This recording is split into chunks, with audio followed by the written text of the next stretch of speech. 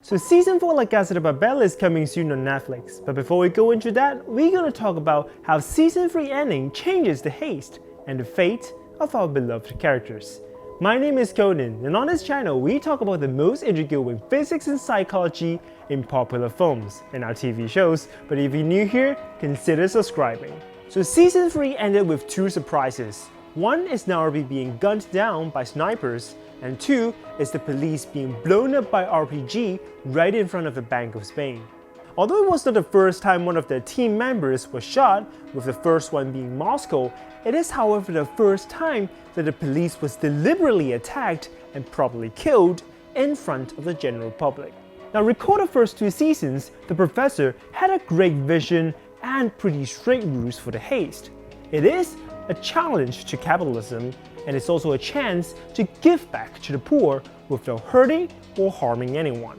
The first heist with the Royal Mint of Spain went pretty alright, and they gained wide support from the community, especially after D-Day when they poured 140 million euros from the sky.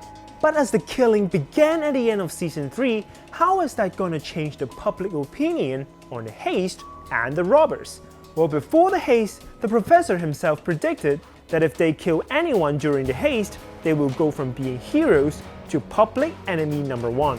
But from a social psychological perspective, I don't quite agree with him. In fact, I think whatever happened at the end of season 3 will still root the people to the resistance instead of the government. Here's why. We humans favor underdog. When two parties clashes and goes against each other, no matter in battle or in sports, we tend to support the weaker side or the side that is disadvantaged. We call it the underdog effect. And in La Casa de Papel, it is pretty obvious which side is the underdog. It is a small team of robbers versus an entire nation of police and military. And when we see the inequality in terms of resources, no matter in manpower or firepower, we're more likely to support the robbers instead of the police, so we can somehow restore the sense of fairness. We call this compensatory justice. This effect is even more prominent where the robbers have a noble reason behind them.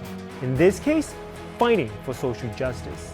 I know you may not believe in me, you may think there's no way in real life that robbers can gain support from the people and win the public opinion war. But just last year in Nairobi, a city in Kenya, serial ATM robbery has been happening, and the bank has already lost over 100,000 US dollars. But instead of condemning the robbers, people on Twitter defended them, supported them, praised them, and even encouraged them to do more.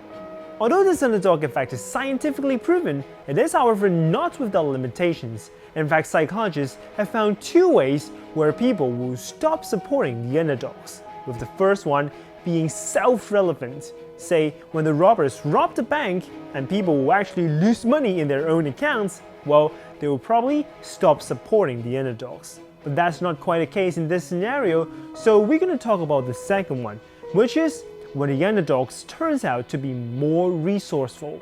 Now, this is the one we should worry about, because after the stunning RPG strike on the police, people may think that the robbers are actually more powerful than they thought.